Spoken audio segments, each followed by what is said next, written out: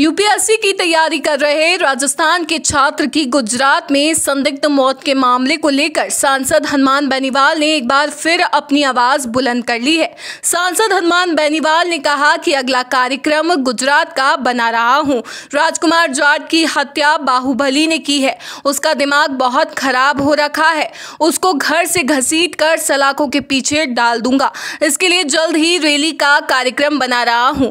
मरु सेना के अध्यक्ष एडवोकेट जयंत मुंड ने बताया कि लगातार इस मामले में हम 120 दिन से आंदोलन कर रहे हैं। एक्स पर भी जस्टिस फॉर राजकुमार को लेकर 10 से अधिक बार इंडिया ट्रेंड करवाकर सरकारों का ध्यान आकर्षण कर रहे हैं। वहीं मानवाधिकार आयोग में भी पत्र लिखा है। अब इस मामले की अगली सुनवाई 14 जुलाई को है। गुजरात उच्च न्यायालय ने इस मामले में पुलिस को नोटिस इशू किया है।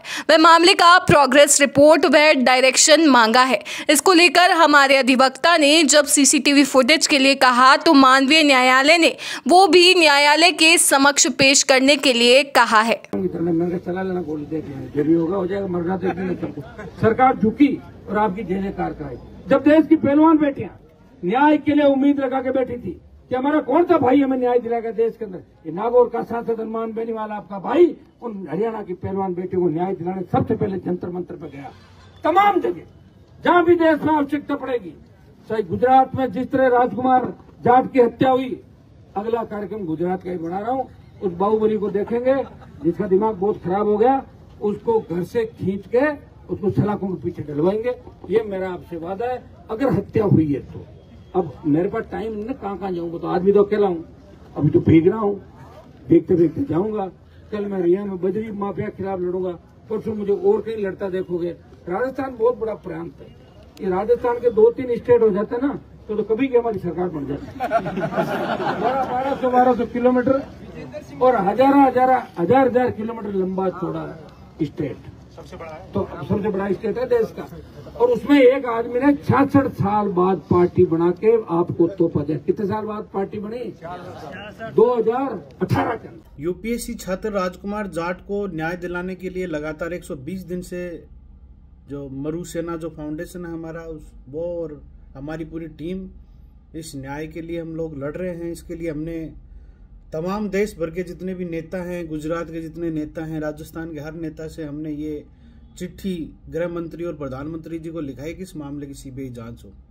कल भरतपुर के अंदर नागौर सांसद हनुमान बेनीवाल जी ने भी जाट आरक्षण रैली में कहा है कि यदि इस राजकुमार जाट को यदि सीबीआई जांच इस मामले की नहीं होती और यदि इसमें न्याय नहीं मिलता है तो हम लोग राजकोट जाएंगे, चाहे गोंडल में उस जो स्थानीय जो भाजपा विधायक का जो पुत्र और जो पूर्व विधायक जयराज सिंह जडेजा का चाहे घेराव करना पड़े, बड़ी संख्या में हम लोग जाएंगे।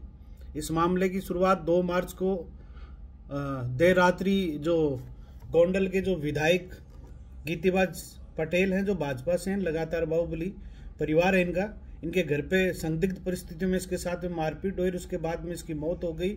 इस मामले को लेकर लगातार हम लोग हाई कोर्ट के अंदर भी हमने इसके लिए पिटीशन डाल रखी है और हाई कोर्ट के अंदर भी हमें 14 जुलाई की डेट मिली है, जिसमें अभी पिछली डेट के ऊपर हाई कोर्ट ने पुलिस से को नोटिस इशू किया है और पुलिस से डायरेक्शन मांगा है। पूरे मामले की जो भी प्रोग्रेस रिपोर्ट है वो हाई कोर्ट ने तलक टिप्पणी करते हुए इस मामले के अंदर मांगा है। 9 मार्च को 2025 को इसकी जो मोर्चरी के अंदर संदिग्ध परिस्थितियों में जब राजकुमार जाट की जो शव मिला तो उसका पुनः मेडिकल करवाने पे उसके शरीर पे 42 चोटों के निशान मिले थे।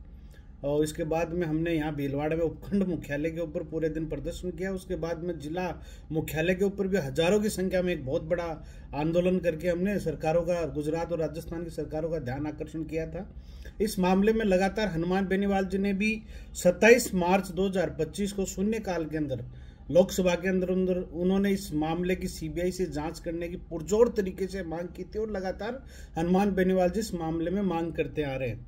और हमारा तो जो गुजरात की जो गवर्नमेंट है उससे हमारे तो यही सवाल है कि जब राजकुमार जाट की एफआईआर क्यों नहीं दर्ज की गई, उसके पिता की फरियाद क्यों नहीं ली गई, जब डेड बॉडी लावारिस मिली और वो वहां पे जो संदिग्ध गाड़ियों का जो मूवमेंट दिखा है, 150 प्लस जो कैमरों की जो रिकॉर्डिंग थी वो इनके परिवार को क्यों नहीं दिखाई गई, जो सीसीटीवी जो फुटेज जो इनके घर पे थे जो आए हैं बाहर जिसके अंदर इसके को घेर रखा है इसके सुरक्षा कर्मियों में, उन सीसीटीवी फुटेज को पुलिस वाले क्यों नहीं दिखा रहे। और जब पूरा राजस्थान के 40 से ज्यादा नेताओं ने, और जब हनुमान बेनीवाल सरीके जैसे नेता जब न्याय की मांग कर रहे हैं, तो गुजरात के गृह मंत्री और गुजरात की सरकार और गुजरात की पुलिस इस मामले के अंदर FIR दर्ज क्यों नहीं कर रही। और 4 मार्च को इनके पिता रिपोर्ट लिखाने गए, 5 मार्च को SP के पास में जाते हैं, वहां के 4 मार्च से सिविल हॉस्पिटल में डेड बॉडी पड़ी है, लेकिन स्थानीय मिसिंग पोर्टलों के ऊपर इनकी डेड बॉडी को दिखाया नहीं गया राजकुमार की।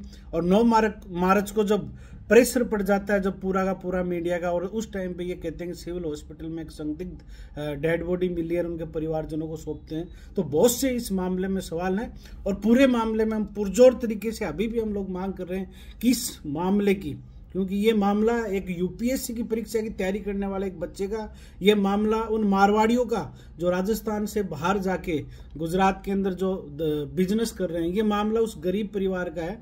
और इसकी मामले की सख्त से सख्त इस मामले के अंदर CBI की जरूरत है। और जब तक CBI की जांच नहीं होगी, हम लोग इसी प्रकार आंदोलन को जारी रखेंगे।